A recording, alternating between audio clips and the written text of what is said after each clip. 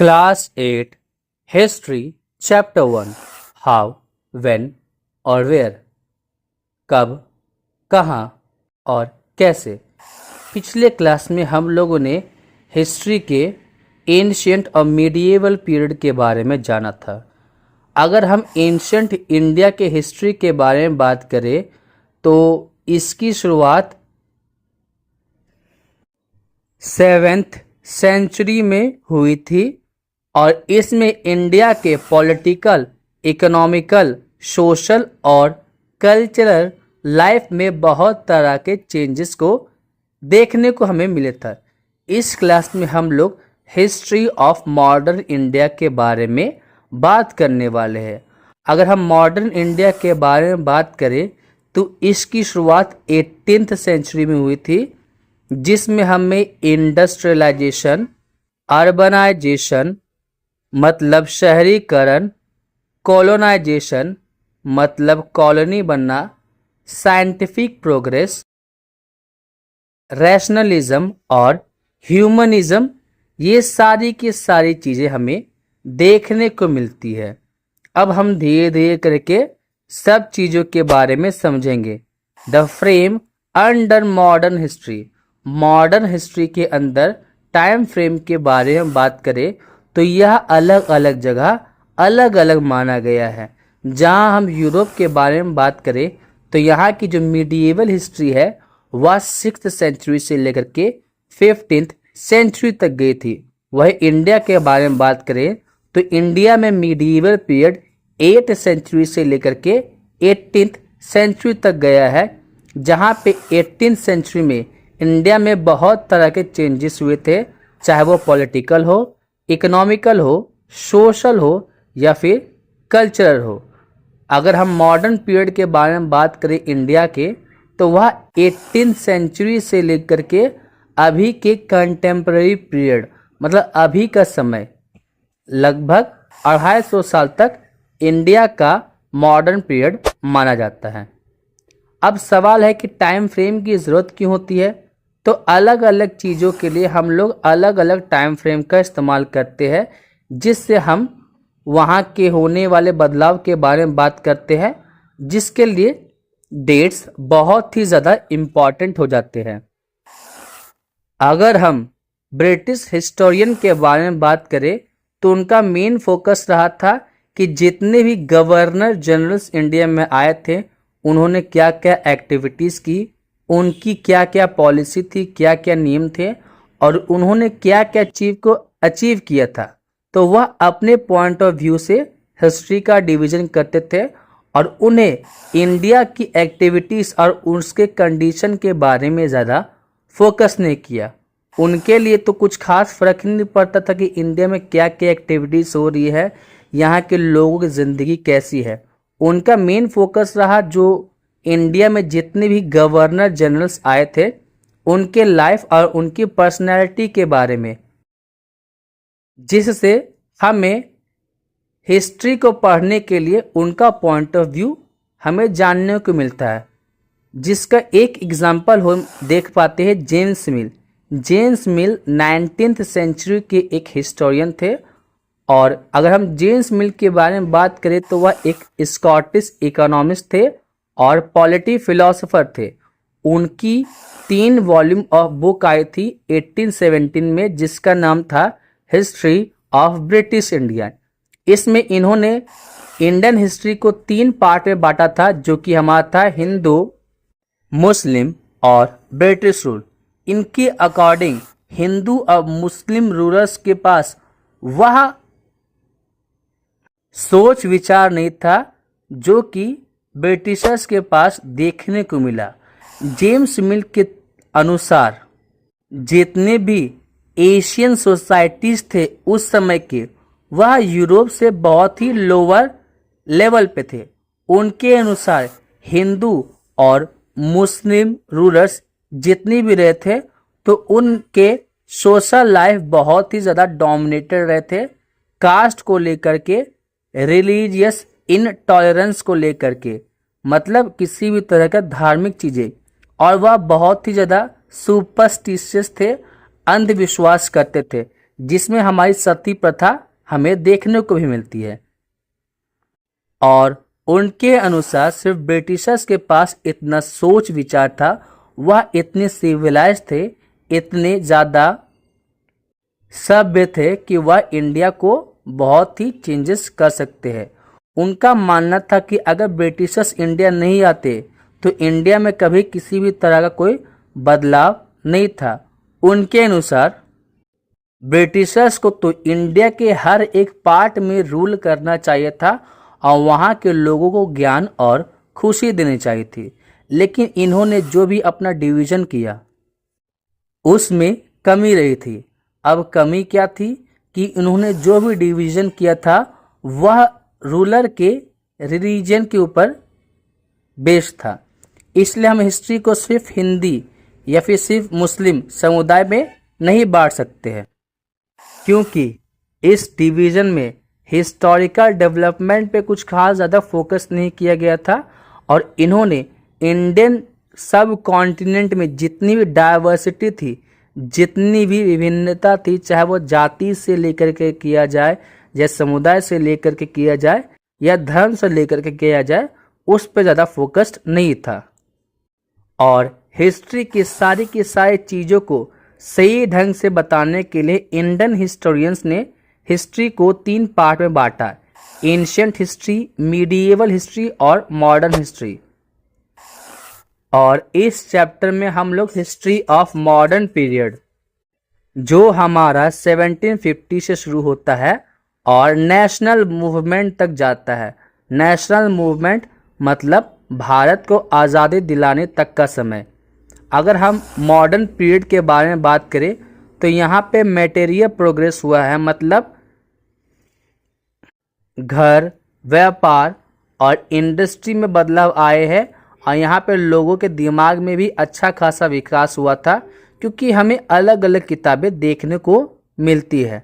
अब यहाँ पे जितनी भी मॉडर्निटी थी, जो ग्रोथ हुई थी, उसमें क्या क्या आ जाते हैं तो साइंस, रीज़न मतलब क्यों अगर कोई चीज़ हो रहा है तो क्यों हो रहा है, इक्वालिटी सब के बीच में समानता का अधिकार, डेमोक्रेसी, गणतंत्र मतलब यहाँ पे लोगों का शासन हो, लिबर्टी मतलब पढ़ने के लिए हमें आज़ादी भी मिलती है।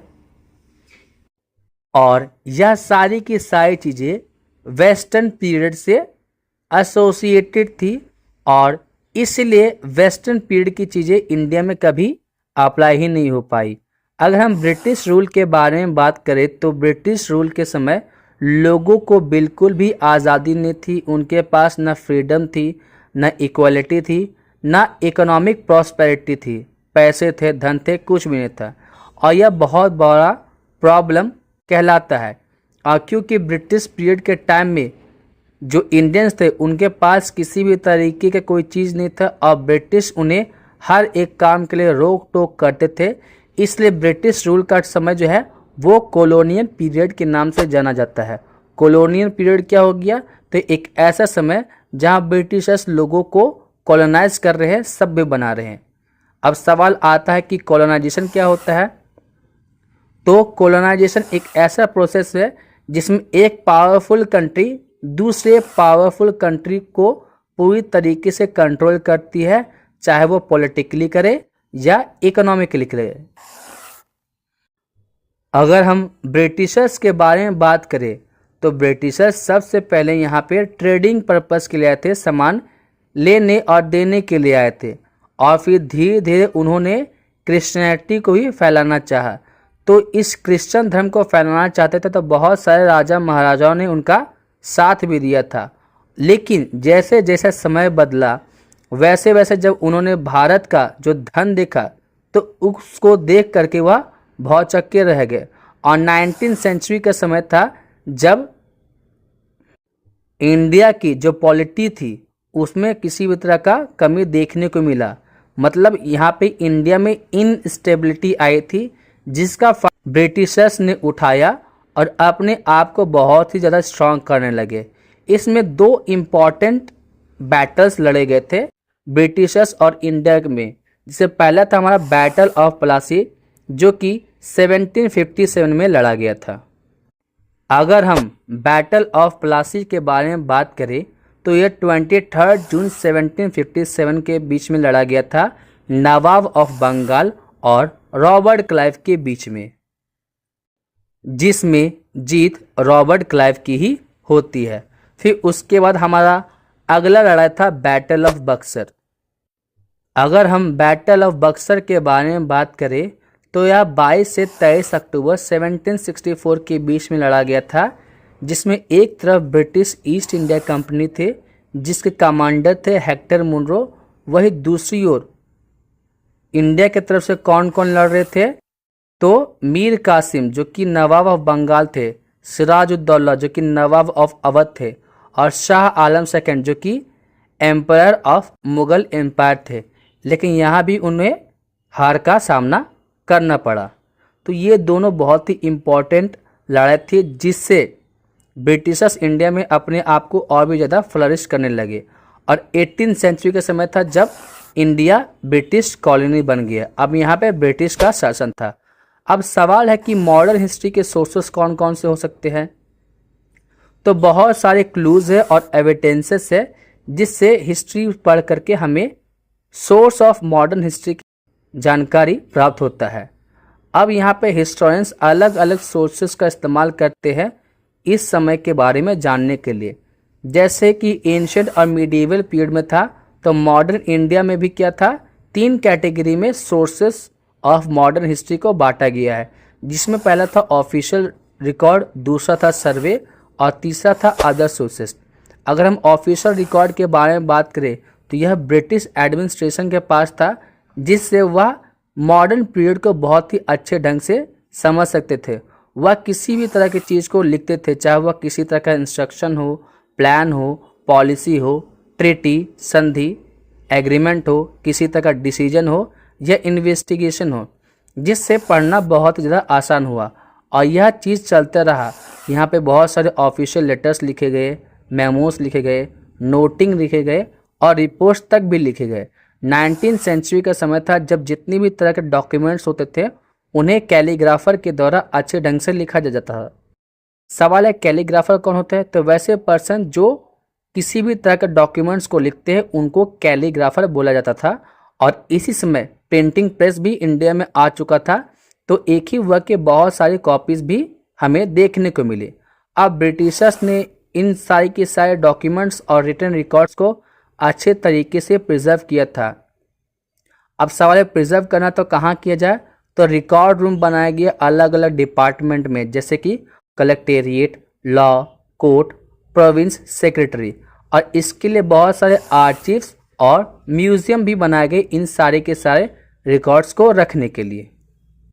अब आर्चिव्स क्या होते हैं, तो यह कलेक्शन ऑफ हिस्टोरिकल मटेरियल्स या रिकॉर्ड्स होते हैं जिसका बहुत ही ज़्यादा वैल्यू हमें देखने को मिलता है।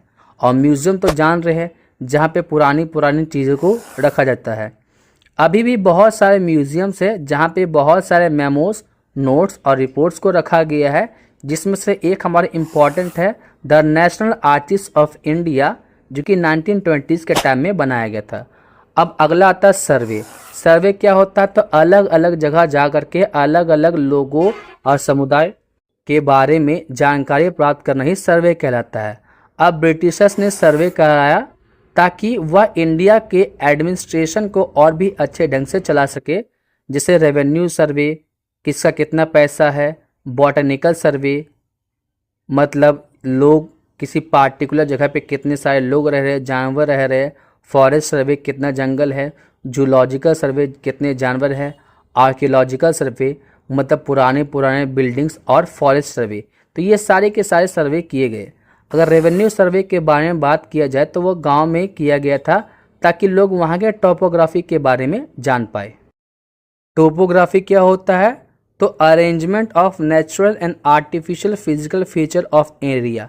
किसी भी खास जगह के आर्टिफिशियल और नेचुरल चीज़ों को अरेंज करना ही टोपोग्राफी कहलाता है, ताकि हम उसके बारे में और भी अच्छे ढंग से जान सके। तो यहाँ पर रेवेन्यू सर्वे किया गया ताकि लोग वहाँ के टोपोग्राफी के बारे में जान सके, क्वालिटी ऑफ सॉइल, किस तरह की मिट्टी है, फ्लोरा फौना, पेड़ पौधे और जानवरों के बारे में जान सके, लोकल हिस्ट्री मतलब अलग अलग जगह के अलग अलग इतिहास, कोई कहानी होती है उसके बारे में जान सके, फिर क्रॉप पैटर्न के बारे में जान सके कि लोग वहाँ पे किस तरह का क्रॉप को प्रोडक्शन करते हैं। और 19th सेंचुरी के एंड में हर 10 साल पे सेंसस मतलब जनगणना होने लगी, जिससे इंडिया में रहने वाले सारे के सारे लोगों के पॉपुलेशन के बारे में हमें जानकारी मिलती थी, चाहे वो किसी भी रिलीजन, कास्ट, ऑक्यूपेशन या इकोनॉमिक कंडीशन के हो, किसी भी जाति के हो, धर्म के हो, उनका क्या काम है, उनके पास कितने पैसे हैं। तो यहाँ पे दिया गया है 1881 का सेंसस, जो कि नेशनल आर्चिव्स ऑफ इंडिया को शो करता है। लेकिन ये सारे के सारे रिकॉर्ड जो है वो ब्रिटिशर्स के नज़र से थे, और ये सारे के सारे चीज़ें ब्रिटिशर्स के थॉट्स को शो करता था।